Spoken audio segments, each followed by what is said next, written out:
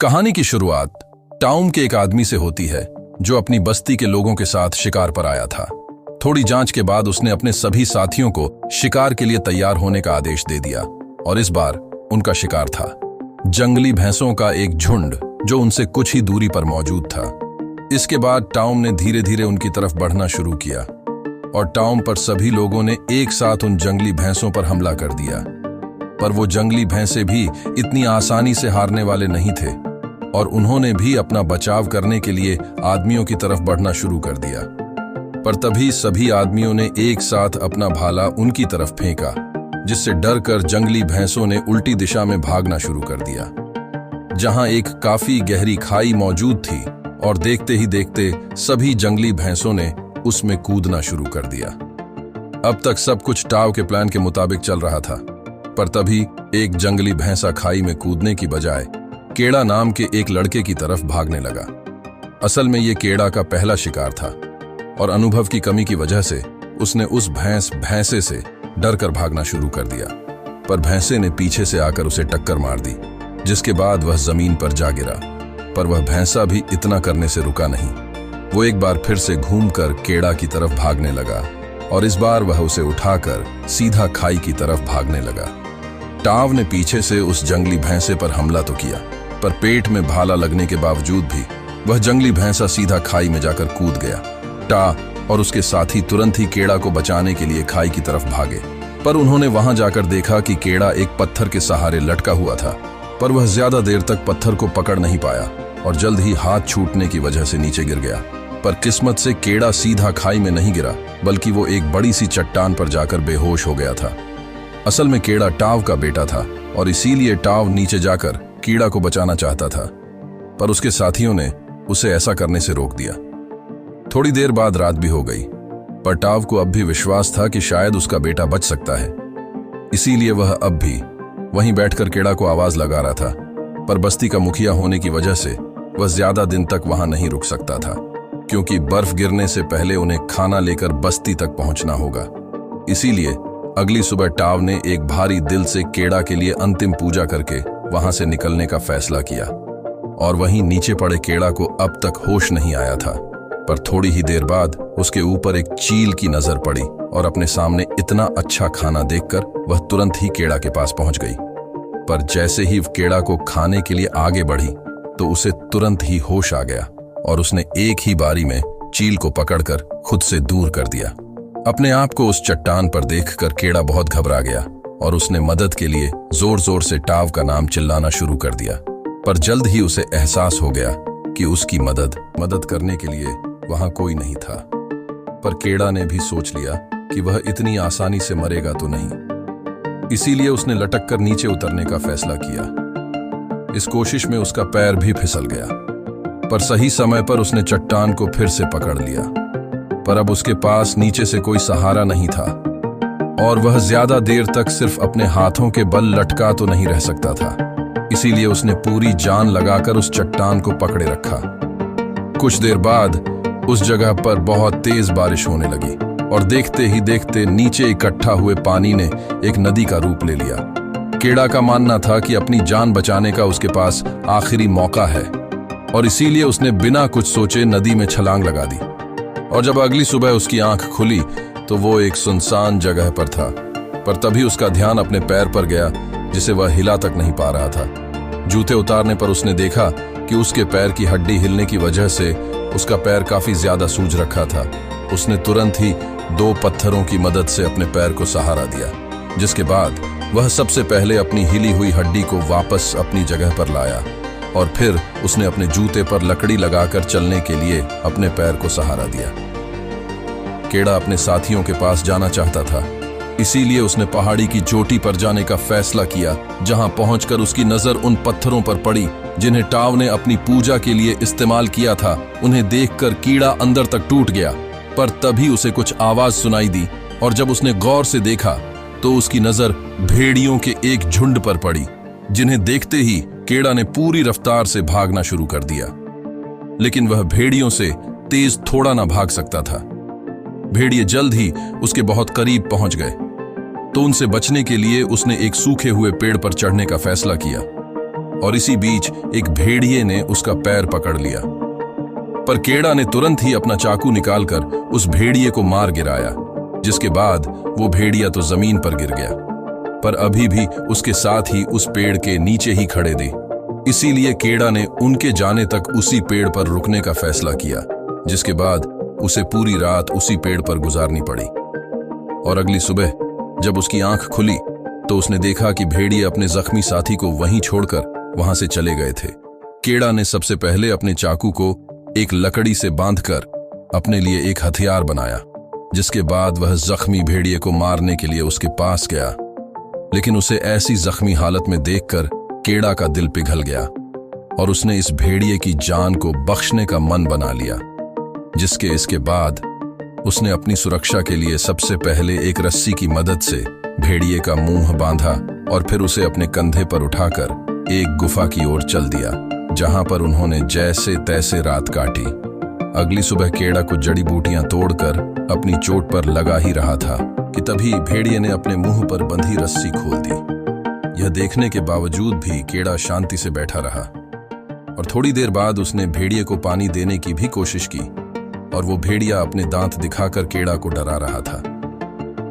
लेकिन केड़ा ने फिर भी अपने आप को शांत रखते हुए उसे पानी देने की कोशिश की और केड़ा के इस बर्ताव को देखकर वह भेड़िया भी शांत हो गया, जिसके बाद उसने केड़ा के दिए हुए पानी को भी पिया। यह देखकर केड़ा काफी खुश था और थोड़ी देर बाद उसने भेड़िए के चोट पर चिपके हुए कीड़े भी हटाए और उन्हें भेड़िए को खाने के लिए दे दिया। पर वह जानता था कि उन्हें जिंदा रहने के लिए शिकार करने की जरूरत है और अपनी इसी जरूरत को पूरा करने के लिए वह अगले दिन एक खरगोश का शिकार करके लाया। और जब वह उसे पकाने के लिए आग जलाने की कोशिश में लगा हुआ था, तभी उस भेड़िए ने आगे बढ़कर उससे खरगोश को छीनने की कोशिश की। पर केड़ा जानता था कि भेड़िए को काबू रखने के लिए उसे खुद को ज्यादा ताकतवर दिखाना पड़ेगा। इसीलिए उसने तुरंत ही भेड़िए को डरा कर पीछे कर दिया और अपनी ताकत दिखाने के लिए उसने जमीन पर पड़े खरगोश को दांत से चबाना शुरू कर दिया, जिसे देखकर वह भेड़िया चुपचाप अपनी जगह पर बैठ गया। उस रात केड़ा ने कई दिन बाद खाना खाया और वहीं दूसरी तरफ वो भेड़िया चुपचाप बैठकर केड़ा को देख रहा था। थोड़ी देर बाद केड़ा ने उसे भी खाना दे दिया, पर उसने बात भेड़िए को साफ साफ जता दी कि उसे खाना खाने के लिए केड़ा की इजाजत की जरूरत है। अगले कुछ दिनों तक आराम करने के बाद केड़ा ने बर्फ गिरने से पहले वापस अपने घर जाने का फैसला किया, पर वो उस भेड़िए को अपने साथ नहीं ले जा सकता था। इसीलिए उसने भेड़िए से अपने परिवार को ढूंढने को कहा, लेकिन वो भेड़िया वहां से हिलने के लिए तैयार ही नहीं था। इसीलिए केड़ा ने उसे वहीं पर छोड़कर अकेले घर जाने का तय किया। पर उसके बाहर निकलते ही भेड़िया ने धीरे धीरे उसका पीछा करना शुरू कर दिया। थोड़ी देर तक ऐसे ही चलने के बाद केड़ा ने परेशान होकर भेड़िए को भगाने के लिए एक लकड़ी उसकी तरफ फेंकी, लेकिन डर कर भागने की बजाय वह भेड़िया उस लकड़ी को उठाकर केड़ा के आगे भागने लग गया। इससे पहले कि केड़ा कुछ समझ पाता, उसकी नजर पास ही में खड़े कुछ जंगली सुअरों पर पड़ी, जिन्हें देखते ही भेड़िया पूरी रफ्तार से उनकी तरफ भागा। और वहीं दूसरी तरफ केड़ा डर के मारे अपना भाला लेकर खड़ा हुआ था और जैसे ही वह जंगली सुअर भेड़िए से बचने के लिए केड़ा की तरफ भागा, तो केड़ा उसे मारने की बजाय चुपचाप देखता रहा, जिसके चलते वो सुअर भागने में कामयाब हो गया। यह देखकर भेड़िया काफी ज्यादा निराश था, क्योंकि केड़ा की गलती की वजह से अब उन दोनों को खाना नहीं मिलेगा। पर थोड़ी देर बाद उन दोनों के बीच समझौता भी हो गया और केड़ा ने उस भेड़िए का नाम अल्फा रखा। अगले कुछ दिनों में अल्फा की मदद से केड़ा काफी अच्छे से शिकार करना सीख गया और अब धीरे धीरे वह दोनों एक दूसरे को काफी अच्छे से समझने लगे थे। यहाँ तक कि रात को अल्फा केड़ा को गर्म रखने के लिए उसके साथ चिपक कर सोता। वहीं केड़ा को भी सब में काफी मजा आ रहा था। पर कुछ दिनों बाद सर्दियों के आते ही पूरा इलाका बर्फ की सफेद चादर से ढक गया, लेकिन केड़ा और अल्फा किसी तरह अपने लिए शिकार करते हुए धीरे धीरे आगे बढ़ रहे थे। पर एक दिन पैर के नीचे की बर्फ टूटने की वजह से केड़ा सीधा पानी में जाकर गिर गया और अब उसे ऊपर आने का रास्ता नहीं मिल रहा था। वहीं अल्फा भी अपने वजन से बर्फ को तोड़ने की कोशिश में लगा हुआ था, पर उसका वजन बर्फ तोड़ने के लिए काफी नहीं था। थोड़ी देर तक कोशिश करने के बाद आखिरकार केड़ा ने अपने चाकू की मदद से अपने लिए रास्ता बना ही लिया, जिसके बाद अल्फा की मदद से वो जैसे तैसे ऊपर आ ही गया। अगले दिन रास्ते में केड़ा की नजर टेंट के बाहर बैठे एक आदमी पर पड़ी, जिसे देखते ही वह खुशी से झूम उठा। पर जैसे ही वह उस आदमी के पास पहुंचा तो उसने देखा कि वह आदमी पहले ही बर्फ से जमकर मर चुका था। इसके बाद उसने टेंट के अंदर जाकर खाना ढूंढने की कोशिश की, पर कोई फायदा नहीं हुआ। केड़ा ये देखकर बहुत निराश हुआ, पर वह किसी भी हालत में अपने परिवार से मिलना चाहता था, इसलिए वह दोनों एक बार फिर से अपने सफर पर चल दिए। थोड़ी देर बाद उनकी नजर सामने से आ रहे एक बर्फीले तूफान पर पड़ी और चीजों को और मुश्किल बनाने के लिए उन्होंने देखा कि कुछ शिकारी कुत्ते भी उनके पीछे आ रहे थे। केड़ा ने अपने दिमाग का इस्तेमाल करते हुए अल्फा के साथ एक गुफा की तरफ भागना शुरू कर दिया। सामने से आ रहे तूफान और पीछे से आ रहे कुत्तों के बावजूद भी वह सही समय रहते उस गुफा के अंदर पहुंच गए। अंदर पहुंचते ही केड़ा और अल्फा उन कुत्तों का स्वागत करने के लिए तैयार खड़े थे। थोड़ी देर तक इंतजार करने के बाद वह समझ गए कि वह कुत्ते जरूर तूफान में फंस गए होंगे। केड़ा को लग रहा था कि खतरा अब टल चुका है, लेकिन अल्फा अभी भी दीवार की तरफ मुंह करके हमला करने के लिए तैयार खड़ा था। और कुछ ही सेकंडों बाद उनके सामने एक काले रंग का तेंदुआ आया, जिसने केड़ा को देखते ही उस पर हमला कर दिया। पर केड़ा को बचाने के लिए अल्फा उस तेंदुए के सामने आ गया, जिसके बाद उन दोनों के बीच में लड़ाई शुरू हो गई। केड़ा पहले तो बहुत डरा हुआ था, पर वह जानता था कि अगर उसने तेंदुए को नहीं मारा तो अल्फा का जिंदा बचना नामुमकिन है। इसीलिए अपनी सारी हिम्मत इकट्ठा करते हुए उसने एक तीर तेंदुए की तरफ छोड़ दिया, जिसके लगते ही वो तेंदुआ जमीन पर गिर गया। तेंदुए के नीचे गिरते ही केड़ा ने अल्फा को आवाज लगाई, जो तेंदुए के साथ ही पड़ा हुआ था। केड़ा के बार बार आवाज लगाने पर अल्फा ने थोड़ी देर बाद खुद को तेंदु की पकड़ से आजाद करवा लिया। वो केड़ा की तरफ भागा, पर अपने जख्मों की वजह से दोबारा नीचे गिर गया। केड़ा जानता था कि अल्फा ने कई बार उसकी जान बचाई है, इसीलिए वह किसी भी हाल में अल्फा को अपने साथ घर ले जाना चाहता था। अगली सुबह उन दोनों ने वापस अपनी मंजिल की ओर चलना शुरू कर दिया और कुछ घंटों बाद उन्हें एक पत्थर मिला, जिस पर केड़ा की बस्ती का निशान बना हुआ था, जिसका मतलब था कि अब वह लोग घर से थोड़ा ही दूर थे। अब धीरे धीरे अपने जख्मों की वजह से अल्फा के कदम कमजोर होते जा रहे थे और थोड़ी देर बाद वो बेचारा नीचे गिर गया। केड़ा चाहता था कि अल्फा किसी भी तरह उसके साथ घर पहुंच जाए, लेकिन अल्फा के चेहरे को देखकर वो समझ गया कि अब अल्फा अपने पैरों पर नहीं चल सकता। लेकिन वो इतनी जल्दी हार मानने वाला नहीं था, इसीलिए उसने अल्फा को अपने हाथों पर उठाकर आगे बढ़ने का फैसला किया। जिसके बाद वो इसी तरह रात भर चलते रहे और अगले दिन भी उन्होंने अपनी हिम्मत के भरोसे कई सारे पहाड़ों को पार किया और आखिरकार एक जगह पर पहुंचकर कीड़ा को अपनी बस्ती दिखाई दी। वो अल्फा को अपने हाथों में लेकर सीधा उस बस्ती के पास पहुंच गया, जहां पहुंचते ही वह नीचे गिर गया।